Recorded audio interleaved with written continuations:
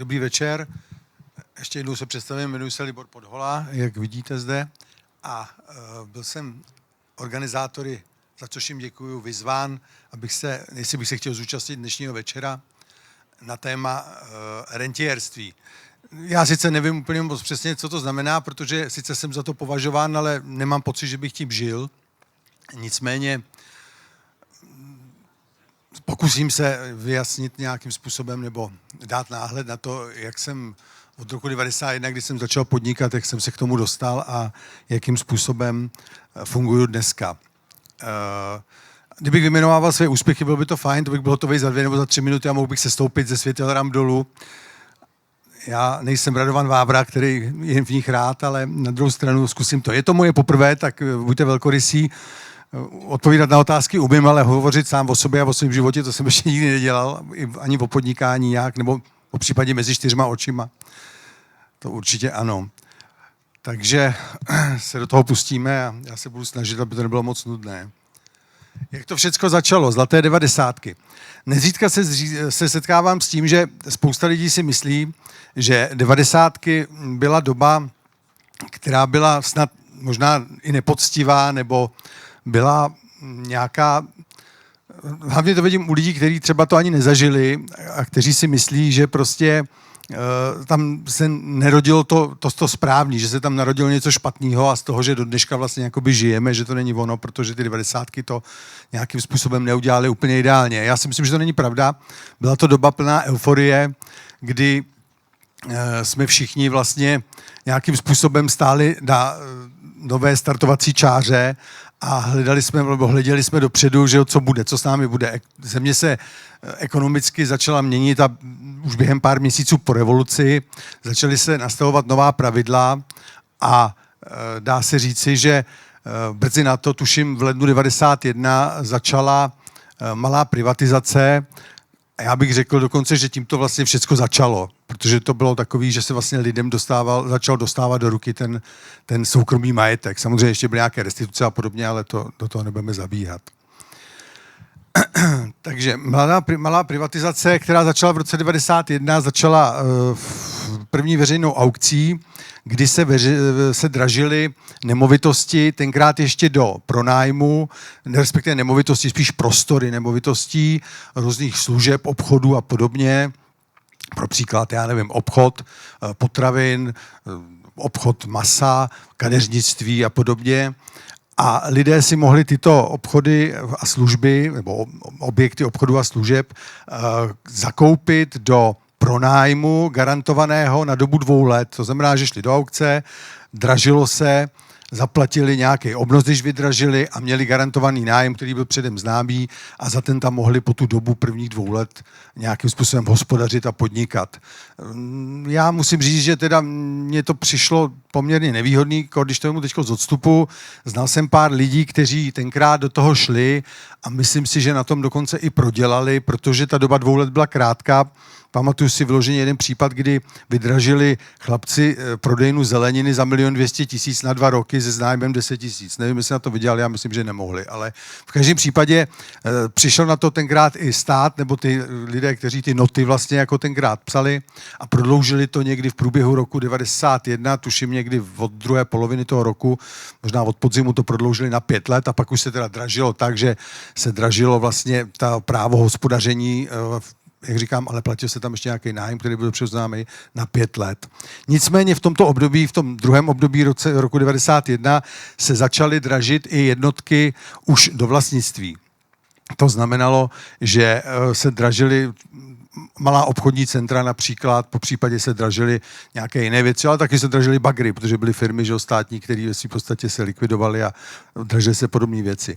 Já jsem nejdříve pozoroval ty aukce z odstupu, hlavně když se dražilo do těch pronájmů, protože to mě nějak tak nezajímalo, protože mi to přišlo takový, že to je dočasný a nelíbilo se mi to, ale zpozornil jsem ve chvíli, kdy se začalo dražit vlastně do vlastnictví, to znamená, že už jsem se mohl stát, nebo ten, kdo dražil, se mohl stát majitelem té nemovitosti, což samozřejmě bylo lákavé, protože jsem uvažoval asi v tom duchu, koupím-li prostě obchodní centrum, v srdci Evropy v Praze na tom nemůžu prostě prodělat. Takhle nějak jsem to viděl, jsem byl naivní, jsem byl mladý hodně, že jo, po revoluci. Já jsem byl dostatečně mladý na to, abych to mohl dělat, ale ještě jsem zase nic neuměl, ale na druhou stranu to možná bylo dobře, protože jsem vlastně byl naivní. A ono je někdy potřeba být naivní na některé věci, jako když něco je neprošlapanýho. Tenkrát to tady před náma nikdo nedělal. My jsme byli vlastně takový první pionýři, kteří vlastně se do toho podnikání vrhali. Já jsem začal podnikat na začátku roku 91 s tím, že jsem vlastně první jednotku, kterou jsem dražil, tak jsem dražil protože jsem si představoval, že v ní budu dělat ten biznis svůj. Já mám školu středního obchodu se zaměřením na vnitřní obchod a tím pádem jsem měl představu, že si koupím svůj supermarket a tam budu mít zaměstnance a oni budou pracovat a takhle to bude fungovat, že jo. No, že jsem jaký hokinář vlastně jsem si představoval, že budu, jo. Tak, takže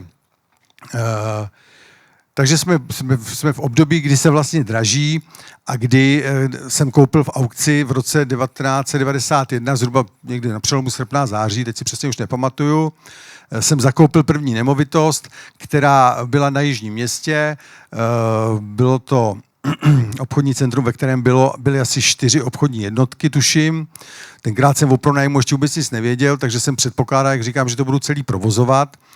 A tenkrát jsem složil zhruba několik set tisíc korun, už přesně nevím kolik, a asi 95% té jednotky jsem měl na úvěr. Dělalo se to tenkrát tak, že ne vždycky, ale já jsem to měl teda tak, že jsem složil ty peníze, vydražil jsem nemovitost, poskytla mi spořitelna překlenovací úvěr v té výši, kolik byla ta vydražená částka a ten úvěr byl následně během několika měsíců překlopen do leasingu. Já jsem patřil mezi asi 10 prvních lidí v České republice, kteří měli nemovitost na leasing po revoluci. Dělala to společnost Corfin, se jmenovala, ta už dneska neexistuje, už dávno ne, ona zanikla asi 3-4 roky potom, možná 5 let, nevím už, ale v 90. letech, v druhé polovině. A byli jsme vlastně takový, tenkrát to totiž dovolovali nějak ty zákony, které byly nějak dobře napsané, že ten leasing na ty nemovitosti dával smysl, ale oni potom se nějak změnili zákony někdy okolo roku 95 nebo 6, tuším, 4, 5, 6, nevím už. A už to prostě nebylo jednoduchý, nějak to špatně vycházelo, takže od toho vlastně ty firmy ustoupily a ty leasingy nemovitostí, tuším, možná mě tak opravdu, jestli někdo víte, ale já myslím, že dneska nefungují, nebo ne v té podobě úplně, jak by to byl jakoby klasický leasing, jo. Takže jsem koupil tu nemovitost, respektive to obchodní centrum na Jižním Městě. Dnešní ekvivalent by byl 120 milionů korun asi její hodnota, takže já něco přes 20, prostě jsem koupil za 120 milionů barák na dnešní poměry, nic jsem neuměl, jako, tak si to asi dovedete představit. Akorát jsem věřil tomu, že v tom svém oboru, co dělám, takže budu dobrý a že budem prodávat ty housky a ten chleba a to mlíko a že ono to na to vydělá. Že jo? No, jenže ono to nebylo tak jednoduchý, protože se stala taková věc, která se v konkurenčním prostředí stává. To centrum tam samozřejmě na tom Jižním Městě nebylo jediný, tam jich bylo mraky, těch center. A já jsem se dozvěděl, že objekt vedle, asi tak 300, 400, možná 500 metrů od nás, koupila Delvita. Asi jistě znáte, řetězec Delvita tady byl v 90. letech, že jo, nebo ještě později, my to pak prodali. A tato koupila ale jinak, ne v aukci jako my, nebo jako já. Tato koupila tak, že to koupila privatizací přímo od ministerstva obchodu, nějaká Vlasta Štěpová, tuším, že se jmenovala, byla ministryně tenkrát. No a ona jim těch obchodů prodala takových 10, takže samozřejmě ještě se slevou, takže ani nedávali tu cenu, tu přirážku, co vylezla v té aukci na ten dvojnásobek, ale prodala jim to prostě s nějakou slevou a ještě k tomu řetězec, který má samozřejmě jiný nákupní ceny, než jsem si mohl dovolit, nebo než jsem mohl získat od dodavatelů já. Takže jsem se rozhodl asi po roce a půl, že obchodní centrum prodám, protože jsem se ve své podstatě bál toho, že bych to časem nemusel utáhnout. Ono to tak vycházelo tip-top, platil jsem, ale měl jsem toho nějak tak plný kecky a já jsem člověk, který ve chvíli, když cítí v dálce problém, tak už se mu radši věnuju, nečekám, až ke mně dojde. Takže jsem si říkal, já to zkusím prodat. Dal jsem to na trh zhruba s přirážkou 10 milionů, než jsem to koupil a skutečně jsem to asi po 2, 3 měsících jsem to prodal, nicméně ne s takovou teda přirážkou, ale prodal jsem to velmi dobře a dá se říci, že na tom obchodním centru jsem vydělal nějaký vyšší jednotky milionů, který byl vlastně základem mého dalšího podnikání. Měl jsem štěstí jednoznačně, ale tenkrát přálo štěstí připraveným, já jsem se nebál, že jsem do toho, tudíž prostě jsem byl odměněn, to se stává. Zaplať pánbůh, teda měl jsem štěstí. No. Ještě jsem chtěl říct, že v tom obchodě, když jsem ho provozoval, tak jsem měl asi 50 zaměstnanců, což bylo taky vlastně břímě na krku, kterého jsem se trošku obával, protože každý měsíc spousta peněz na výplaty a tak dále, což asi určitě většina z vás zná, kteří zaměstnáváte některé lidi a to se mi prostě nechtělo se mi to nějakým způsobem riskovat, že bych jednou neměl na to a nemohl jsem si podívat do očí, že nemám na to, abych jim zaplatil. Dalším nákupem nemovitosti, který jsem zrealizoval zase prostřednictvím aukce, bylo, že jsem měl kamaráda, který mě přesvědčil, že koupíme objekt za Prahou, jmenuje se to, já tady nelistuju, já se omlouvám, já jsem asi měl listovat. Jo. Takže já si ještě podívám, co je tady dál. Jo. Tak se omlouvám, že jsem nelistoval, tak já tam chvilku nechám, pak to přehodím. Tak. Takže jsem měl kamarád, který mě přesvědčil, aby jsme koupili objekt, na Leznici se to jmenovalo. Je to dokonce objekt, který byl zmíněný v pořadu České televize Hledání ztraceného času Vltava v obrazech a je to na Výpadovce na Slapi, hned za Prahou před obcí Měchenice. A to byla vlastně bývalá restaurace, kde se kdysi zastavovali vodáci, co splavovali dřevo snad ze Šumavy nebo odkaď, tak měla takový slavný jméno a nám se to tak líbilo, že to mělo jakoby ten příběh a tak jsme říkali, my tam uděláme hotel a to bude fajn, to u té silnice a dole bude restaurace a nahoře budou pokoje a tak jsme si říkali, ty pokoje také za Prahou, to by mohlo, jo, víte, takový zajímavý bejt, že tam by mohli jezdit lidi na chvíli jenom třeba tak. Ale kamarád během roku asi měl nějaký osobní důvody a prostě mi z toho utek. Řekl, hele, dej mi 10% navíc a já prostě do toho nemůžu jít, já mám něco jiného, nebo já už nevím, se nepamatuju přesně. A já jsem říkal, dobrý, tak jo, no, takže jsem mu dal prostě 10% navíc za tu jeho půlku, než on koupil, než on za ní zaplatil a šli jsme každý svou cestou. No, uvažoval jsem chvíli, co s tím, ještě jsem se držel myšlenky hotelu, nechal jsem si udělat projekt, ale čím dál tím víc mě to nějak opouštělo, protože jsem tomu přestával nějak věřit, že jako chceš mít hotel za Prahou, já nevím. Teďko to tak bylo, že se tam nevejde ani celý autobus, že to bylo asi pro 36 lidí maximálně, autobus měl nějak 45 nebo 50, už nevím. Tak jsem si říkal, to není ono, já to prodám. Takže jsem se rozhodl, že to prodám a začal jsem hledat kupce. Tak, jo, takže teďko jsem teprve v tom Chodově, to je to první obchodní centrum, tak se omlouvám, já to s tím neumím, já na to zapomínám, víte, jak jsem se rozjel, takže takhle. Takže to byl ten hotel, teď jsme u toho, no. Co mělo být hotelem teda. Tak, no. Našel jsem kupce, což byli to nějaký bratři a jejich otec, který dělal v nějakém výzkumném ústavu kosmetiky a chtěli tam vyrábět mýdla.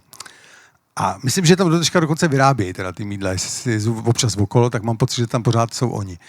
A oni ale neměli pohromadě dostatek peněz, aby to zaplatili a já jsem tenkrát, protože těch kupců asi nebylo tolik, tak jsem přemýšlel, jak to mám udělat, abych jim to mohl nadělit, protože prostě nenechám si ho utíct z toho kupce, když už ho mám, že jo, jako když oni to chtějí a to. Teďka oni nevěděli, jestli dostanou ten úvěr, protože přece jenom to byl už, dejme tomu nějaký rok 94, dejme tomu. Oni už ty banky pak zpřísnili, protože prostě párkrát byli někým ošizený, že jim dal nějakou špatnou zástavu, to se stávalo tenkrát, to je, musím uznat, že tak bylo. No, takže jsem přemýšlel a nakonec jsem jim nabídnul, zaplatíte mi 50% té nemovitosti po 3 letech a těch prvních 50% mi budete splácet po dobu 3 let v nájmu. Takže jsem mi vlastně udělal to, co jsem se naučil už tenkrát té nemovitosti na tom jižním městě, jsem udělal takový leasing de facto, jakoby, který byl výhodný i pro obě dvě strany, protože jsme vlastně nějakým způsobem pronákladovali, jakoby tu první polovinu jsme dostávali hned do nákladů, dá se říct, oni jako nájem, já zase sice ne jako příjem, ale zase rozdělený do 36 částek. Tenkrát bylo dost nepříjemný degresivní zdanění. Ono dneska třeba by to tak nevypadalo, proč to dělá, ale tenkrát bylo vysoký degresivní zdanění a mám pocit, že ta nejvyšší sazba byla ke 40%, 36, 38 možná, podobně. Takže jsme se nakonec dohodli, Oni to skutečně ode mě odkoupili, respektive pronajali s předkupním právem, spláceli 36 měsíců nájem, 50% zhruba objemu té nemovitosti a po 3 letech si to odkoupili na základě předkupního práva. Takže jsme byli všichni spokojení a já jsem se s tím vlastně naučil nějakým způsobem, co to znamená pracovat s nemovitostmi, financovat a podobně. Jakoby. A mezitím jsem... Zkusím slide jenom přehodit. Jo. Ne, takže takhle. Mezitím běžela privatizace neustále dál, toho fondu, vlastně těch nebytových prostor a podobně. A já jsem se dostal k nákupu nebo k aukci nákupního centra Modřany. Bylo zajímavé, ještě k tomu řeknu, že když přišli Češi a chtěli to ode mě koupit, tak to chtěli koupit tak, aby to za 2 dny nebo za 2 měsíce, to je jedno, prodali se ziskem 20 nebo 30%. Jo. To bylo zajímavé. Zajímavé nabídky jsem vlastně dostával v té relaci, co jsem si představoval především od investorů jakoby zahraničního původu. Nevím proč, ale to mě tenkrát zaujalo. Z původní investice, která spočívala jen do obchodního centra, jsem začal se soustředit na byty a zlato. Menší část portfolia mám v těch nebytových prostorách, což jsem zmínil. A tady jsem chtěl vypíchnout, proč zlato. Já jsem taky, jak už tady říkal můj předřečník, nezačal to zlato dělat včera, až když šlo nahoru, já jsem ho kupoval vlastně, teď jsem dost vydělával, tak jsem ho kupoval vlastně někdy od roku 2011 nebo 2012, tuším asi do roku 2018, než jsem to centrum prodal.